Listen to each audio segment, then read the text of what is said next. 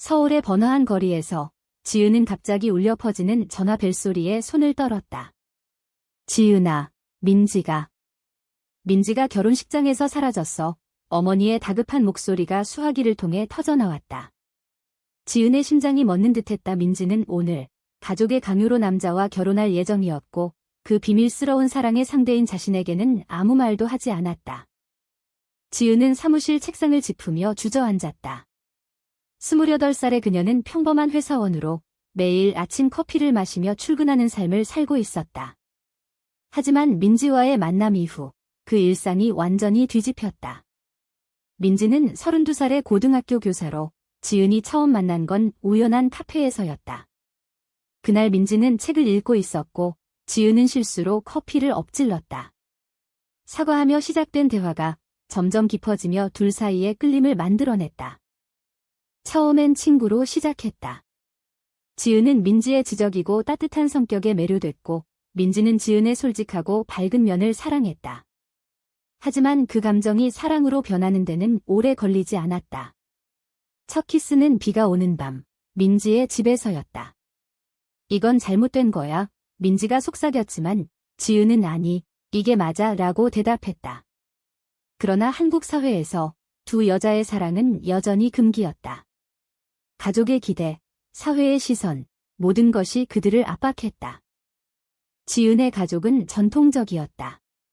아버지는 여자는 결혼해서 안정된 가정을 가져야 해라고 늘 강조했다. 지은은 그 말을 듣고 웃으며 넘겼지만 속으로는 공포를 느꼈다. 민지의 상황은 더 심각했다. 그녀의 부모는 딸이 명문대 출신 교사로서 제대로 사는 걸 원했다. 남자친구를 소개하라고 재촉했고 결국 민지는 압력에 못 이겨 소개팅을 나갔다. 그 남자가 바로 오늘의 신랑이었다. 전화를 끊고 지은은 택시를 잡아 결혼식장으로 달려갔다. 도착하자마자 혼란이 보였다. 신부 대기실은 텅 비어 있었고 민지의 어머니가 울며 소란을 피우고 있었다. 어디 갔어? 왜 안 와? 지은은 가슴이 철렁 내려앉았다. 민지가 사라진 건 자신의 탓일까? 어젯밤 민지는 내일 결혼해 라고 짧게 메시지를 보냈고 지은은 하지마 라고 답했다. 하지만 민지는 읽기만 하고 답하지 않았다. 지은은 주위를 둘러보며 민지의 흔적을 찾았다. 화장대 위에 놓인 핸드폰이 눈에 띄었다. 잠금이 풀려 있었고 마지막 메시지가 자신에게 온 거였다. 미안해, 지은아. 나 못해. 지은의 눈에 눈물이 고였다. 이게 끝인가? 아니, 시작일지도 모른다. 그녀는 핸드폰을 챙겨 식장을 빠져나왔다. 이제 민지를 찾아야 했다. 서울의 거리를 헤매며 지은은 과거를 떠올렸다. 민지와의 첫 데이트, 한강에서 산책하며 나눴던 이야기. 난 가족 때문에 포기할 수 없어, 민지가 말했다. 지은은 그럼 나랑 같이 싸우자 라고 대답했다. 하지만 현실은 잔인했다. 민지의 오빠는 동성애를 병이라고 치부했고 어머니는 내가 왜 그래? 정상적으로 살아 라고 소리쳤다. 지은도 자신의 어머니에게 들킬까 봐 두려웠다. 마침내 지은은 민지가 자주 가던 카페에 도착했다. 문을 열자 민지가 창가에 앉아 있었다.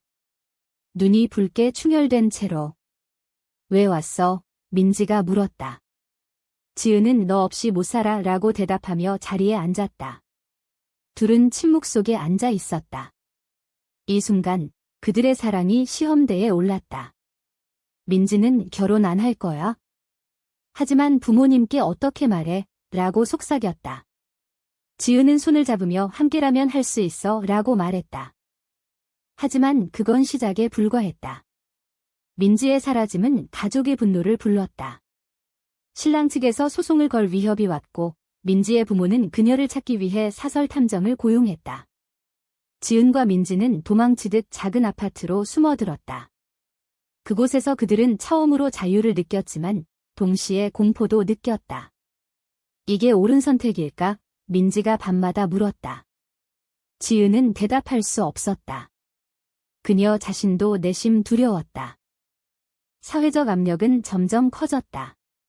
민지의 학교에서 소문이 돌기 시작했다. 선생님이 여자랑 산대, 동료들의 시선이 차가워졌고 학부모들의 항의가 쏟아졌다. 민지는 내 직업을 잃을지도 몰라 라고 울었다.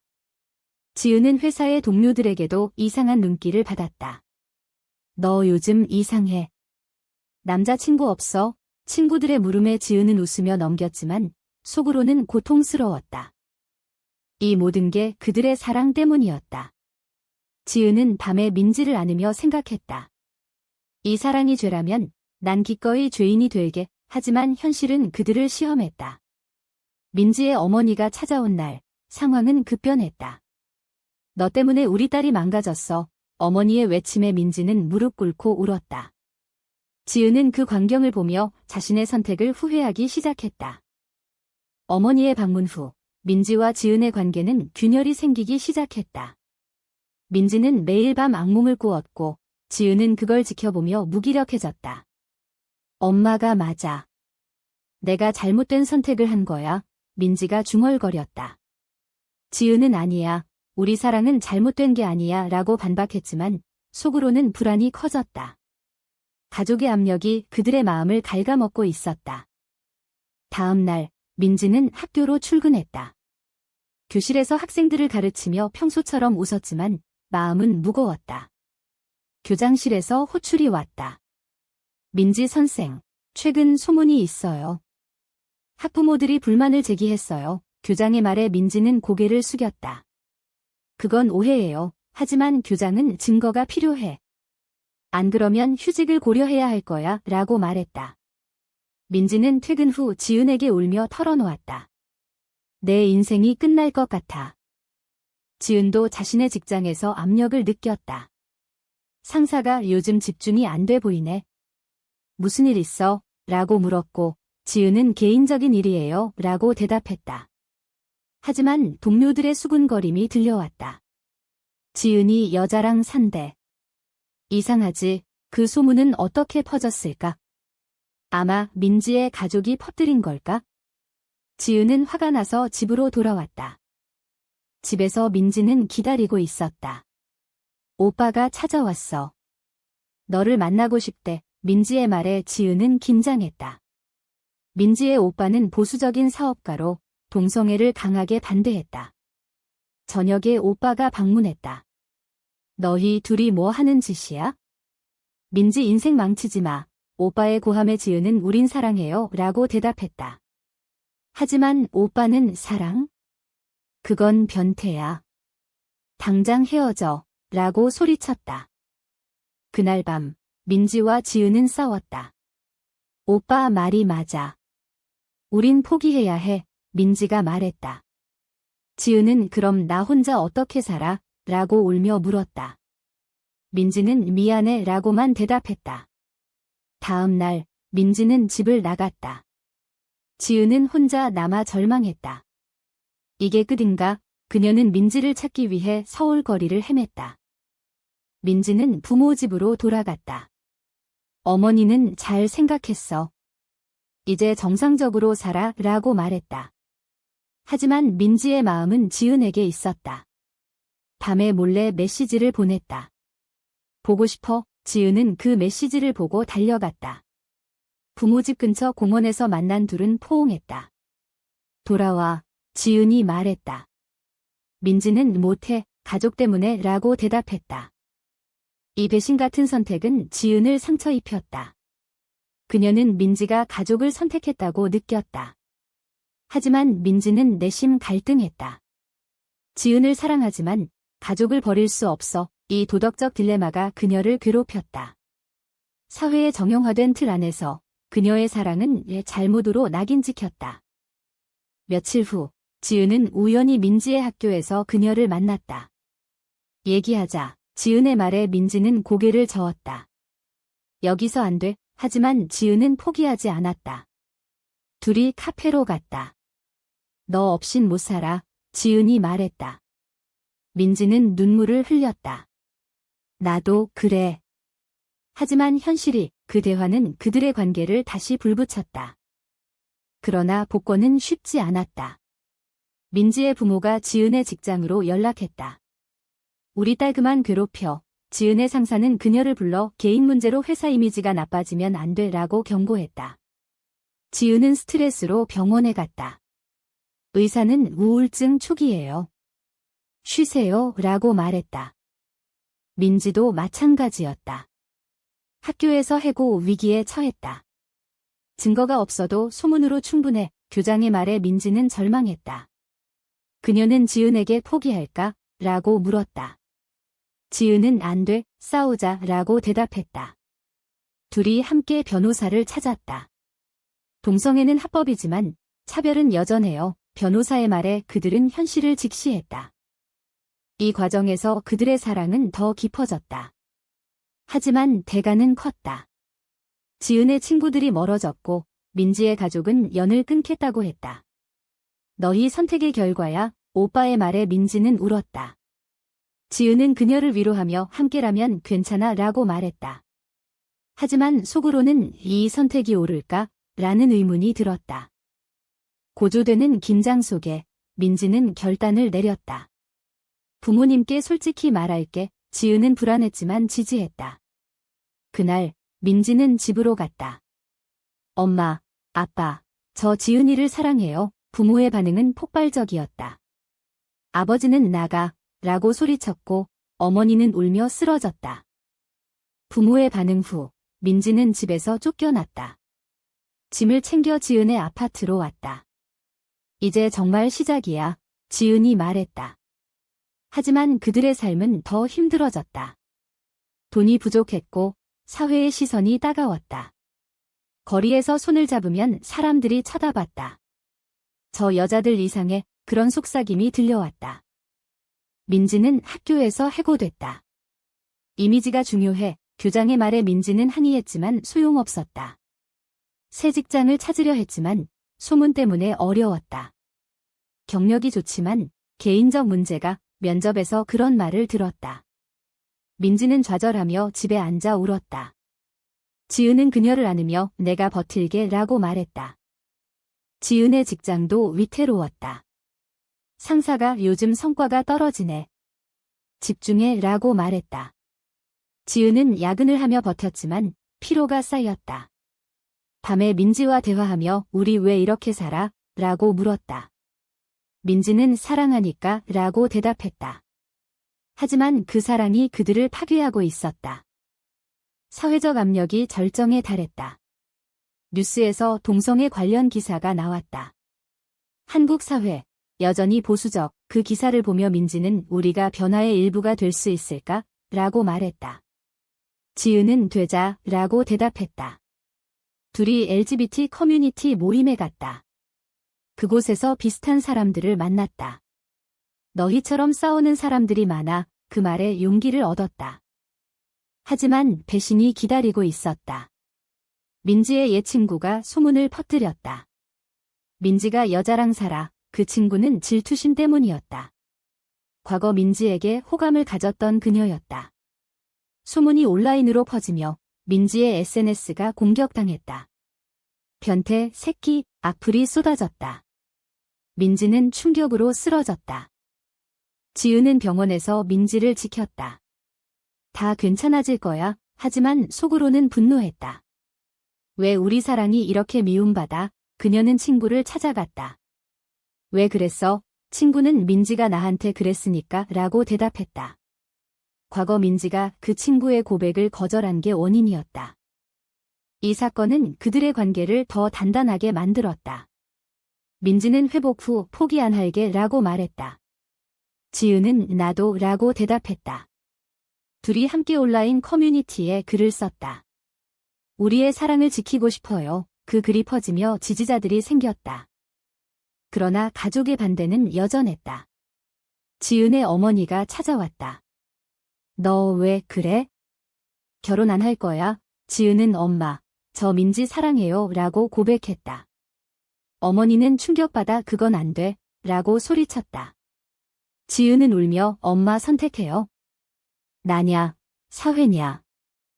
어머니는 떠났고 지은은 상처받았다. 민지도 마찬가지였다. 그녀의 아버지가 병원에 입원했다. 스트레스 때문이야. 오빠의 말에 민지는 죄책감을 느꼈다. 내 선택이 아빠를 아프게 했어. 그녀는 병원으로 갔다. 아버지는 돌아와 라고 속삭였다. 민지는 갈등했다. 이 도덕적 갈등이 절정이었다. 사랑 vs 가족. 민지는 지은에게 아빠가 아파.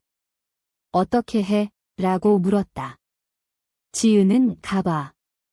하지만 돌아와. 민지는 병원에서 아버지를 돌봤다. 그곳에서 어머니와 대화했다. 왜 나를 이해 못해? 어머니는 사회가 안 받아줘 라고 말했다. 민지는 밤에 지은에게 전화했다. 미안해. 좀 더 있어야 할 것 같아. 지은은 불안했다. 민지가 돌아오지 않으면 그녀는 혼자서 버텼다. 직장에서 승진 기회를 놓쳤고 친구들이 사라졌다. 너랑 엮이면 안 돼. 그런 말들이 상처였다. 고조되는 긴장 속에 민지는 결정을 내렸다. 집으로 돌아갈게. 하지만 그건 지은의 집이었다. 그녀는 아버지에게 저 행복해요 라고 말했다. 아버지는 침묵했다. 민지는 돌아왔고 둘이 포옹했다. 하지만 이 선택의 대가는 컸다. 가족과의 단절. 돌아온 민지와 지은은 새로운 삶을 시작했다. 작은 카페를 열기로 했다. 우리 둘이 함께라면 할 수 있어. 지은의 말에 민지는 웃었다. 하지만 현실은 녹록지 않았다. 자금이 부족했고 사회의 차별이 여전했다. 대출을 받으려 은행에 갔지만 동성 커플인가요? 어렵겠네요. 그런 말을 들었다. 그들은 포기하지 않았다. 온라인 펀딩을 시작했다. LGBT 친화적 카페를 열어요. 그 캠페인이 성공하며 돈이 모였다. 지지자들이 많아졌다. 카페 오픈날 많은 사람들이 왔다. 응원해요. 그런 말들이 힘을 줬다. 하지만 반대도 있었다. 보수단체가 시위를 했다. 동성애 반대, 피켓을 들고 소란을 피웠다. 민지는 무서웠지만 지은은 무시해 라고 말했다. 경찰이 왔고 상황은 진정됐다. 하지만 그 사건으로 카페 매출이 떨어졌다. 저기 가지 마. 이상한 곳이야. 소문이 퍼졌다. 민지의 가족은 여전히 반대했다. 오빠가 카페로 찾아왔다. 이게 내 선택이야? 후회할 거야. 민지는 후회 안 해 라고 대답했다. 오빠는 떠났지만 속으로는 걱정했다. 지은의 어머니도 연락했다. 생각 바꿔. 지은은 안 돼요 라고 말했다. 이 과정에서 그들의 내적 갈등이 깊어졌다. 민지는 밤에 가족 없이 살 수 있을까? 라고 물었다. 지은은 우리 가족이 돼 라고 대답했다. 하지만 지은 자신도 외로웠다. 과거 친구들의 배신이 상처였다. 갑작스러운 사건이 터졌다. 민지의 전 신랑이 나타났다. 너 때문에 내 인생 망쳤어. 그는 화가 나서 소송을 걸었다. 명예훼손, 변호사는 증거가 약해. 이길 수 있어 라고 말했다. 하지만 재판 과정이 힘들었다. 법정에서 민지는 저 사랑해요 라고 증언했다. 판사는 개인 선택이라고 판결했다. 승소 후 그들은 안도했다. 하지만 대가는 컸다. 미디어에 노출되며 더 많은 공격을 받았다. 온라인에서 죽어라 같은 댓글이 달렸다. 민지는 우울증에 빠졌다. 지은은 그녀를 돌보며 함께 이겨내자 라고 말했다. 사회적 변화의 물결이 왔다. LGBT 권리 운동이 활발해졌다. 그들은 데모에 참가했다. 평등을 위해 구호를 외치며 행진했다. 그곳에서 비슷한 커플들을 만났다. 너희 덕분에 용기 냈어. 그런 말들이 위로가 됐다. 하지만 개인적 희생은 계속됐다. 지은의 건강이 나빠졌다. 스트레스로 위궤양이 생겼다. 병원에서 쉬세요 라는 말을 들었다. 민지는 죄책감을 느꼈다. 내 탓이야. 지은은 아니야. 우리 탓이라고 말했다. 고조되는 드라마 속에 민지는 과거를 회상했다. 지은과의 첫 만남, 사랑의 시작. 그때로 돌아갈 수 있다면, 하지만 현실은 앞으로 나아가야 했다. 그들은 카페를 키우며 버텼다. 매출이 회복됐고 단골이 생겼다. 가족과의 화해 시도가 있었다. 민지의 어머니가 카페로 왔다. 커피 한 잔 줘, 조용히 말했다. 민지는 떨며 주었다. 어머니는 생각할게 라고 말하고 떠났다. 그건 작은 희망이었다. 지은도 어머니와 통화했다. 엄마, 와봐, 어머니는 생각해 볼게 라고 대답했다.